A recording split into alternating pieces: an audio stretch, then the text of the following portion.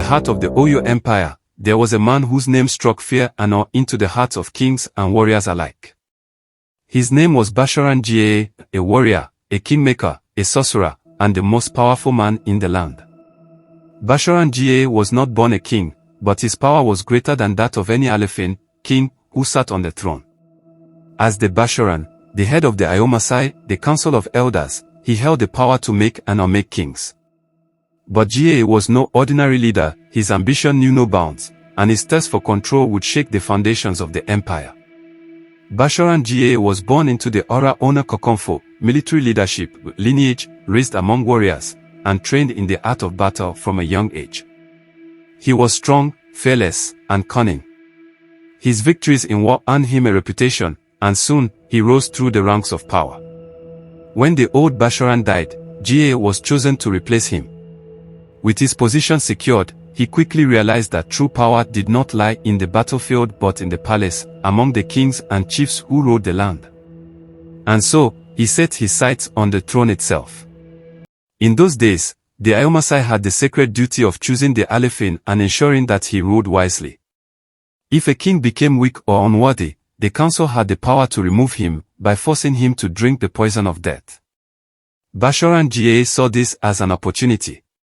One by one, he removed any king who did not submit to his authority. The first to fall was Alaafin Abiodun, a noble king who refused to be Gaa's puppet. When Abiodun resisted, the Ayomasai, under Gaa's control, declared him unfit. He was forced to drink the poison, and a new king was chosen. This became a pattern. Any king who opposed Gaa soon met the same fate. The people of Oyo whispered in fear, for it seemed that Gaa was untouchable. But not everyone was willing to bow to him. When Alaafin Labisai was crowned, he knew the fate of those who had come before him. He had seen how Gaa controlled the throne, and he knew that if he wanted to survive, he had to be careful. For the first few months of his reign, Labisai played along. He pretended to follow Gaa's orders, allowing the Bashorun to rule as he pleased. But in secret, the young king was gathering allies, warriors, nobles, and priests who were tired of Gaa's tyranny. One night, Labisai's mother warned him, "My son, Gaa is no ordinary man. Many have tried to resist him, and they are all dead. If you must fight him, you must be wiser than all those before you." Labisai nodded. He had a plan. But before he could act, Gaa made his move. One morning, Labisai awoke to find the palace surrounded by Gaa's soldiers. The Bashorun himself arrived, dressed in his ceremonial robes, his eyes filled with dark amusement. "Alaafin Labisai," he said, "the people of Oyo have spoken. They say you are unfit to rule.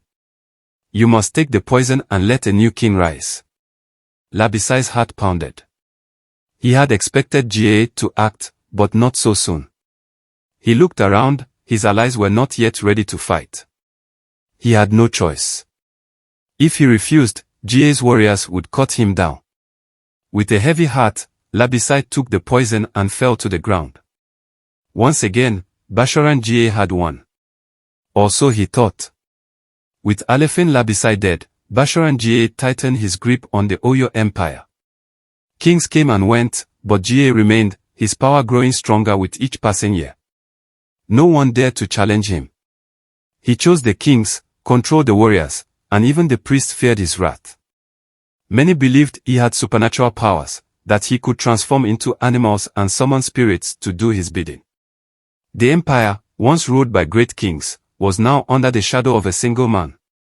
But the people whispered in fear, "How long can this last?"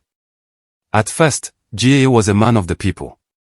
He claimed to fight for justice, punishing corrupt chiefs and defending the weak. But as his power grew, he changed. He took whatever he wanted, lands, riches, and even people's wives and daughters. Those who refused him disappeared. Some were found dead in the forest, their bodies bearing strange marks. Others were never seen again. Rumors spread that Gaa had made a deal with dark spirits, that he had sacrificed humans to gain immortality. His guards were said to be warriors who had died in battle and been brought back to life through dark magic. No one dared to speak against him. But deep in the heart of Oyo, a rebellion was brewing. After Labisai's death, several other kings were placed on the throne: Adegorelu, Majogbi, and Abiodun. Each one was a puppet, controlled by Gaa. But Alaafin Abiodun, the last of them, was different. He watched, he waited, and he learned. He pretended to serve Gaa, smiling in his presence but plotting his downfall in secret. Abiodun knew that force alone could not defeat Gaa. The man was too powerful, too feared. But Gaa had one weakness: his pride. Abiodun gathered loyal warriors, priests, and chiefs who hated Gaa's rule. He sent secret messages to the neighboring kingdoms, calling for help. He promised the people of Oyo, "The reign of terror will end. We will take back our land." But Gaa was no fool. He sensed that something was wrong. And so, he made his move first. One night, Gaa summoned Alaafin Abiodun to his palace. "I have ruled this land longer than any king," Gaa said, "and I know when a king is planning something against me. If you value your life, you will drink the poison now and save yourself the pain of my sword." Abiodun felt his heart race. The time had come. He smiled and said, "Great Bashorun, I would never betray you. But if you think I am unworthy, I will accept my fate." He took the cup of poison, but just before he drank it, he smashed it to the ground. At that moment, warriors burst into the hall: Abiodun's men, the army of Oyo, and soldiers from neighboring kingdoms who had come to help. Gaa rose to his feet, his eyes burning with rage. "You dare betray me?" Abiodun drew his sword. "Your time is over, Gaa." For years, Bashorun Gaa had ruled Oyo with an iron fist.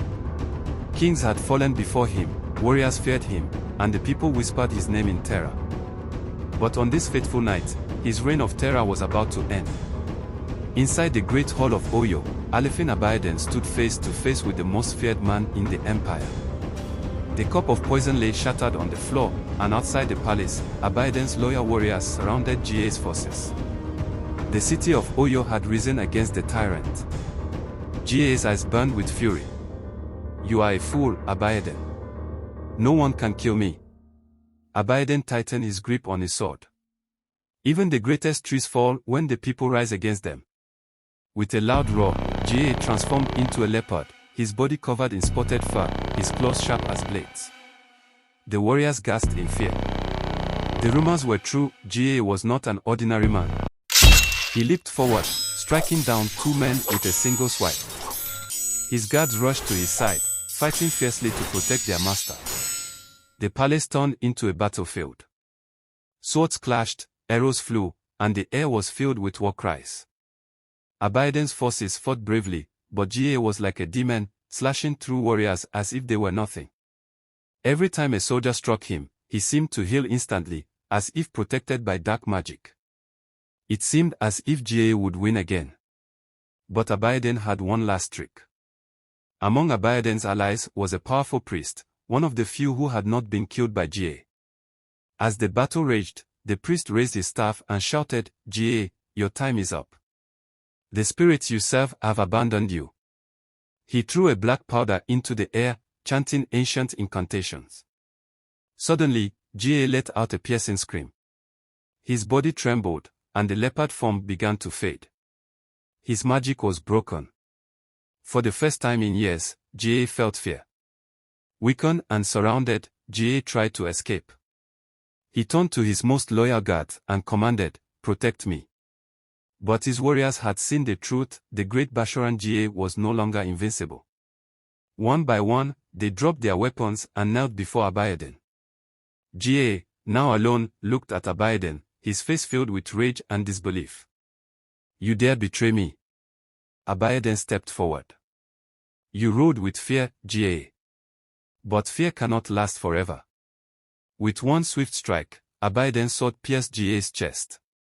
The once mighty Bashorun gasped, his eyes filled with shock. He staggered, fell to his knees, and collapsed. The tyrant of Oyo was dead. With Gaa gone, the people of Oyo rejoiced. The city, once trapped in fear, was free at last. Abiodun became one of the greatest kings in Oyo's history, ruling with wisdom and justice. He restored the honor of the throne and made sure that no man would ever wield as much unchecked power as Gaa did. But even after his death, Gaa's name remained legendary. Some believed his spirit still roamed the forest, seeking revenge. Others whispered that his curse still lingers, warning future rulers against the dangers of greed and unchecked ambition. And so, the story of Bashorun Gaa became a tale passed down for generations, a story of power, fear, and the fall of a tyrant.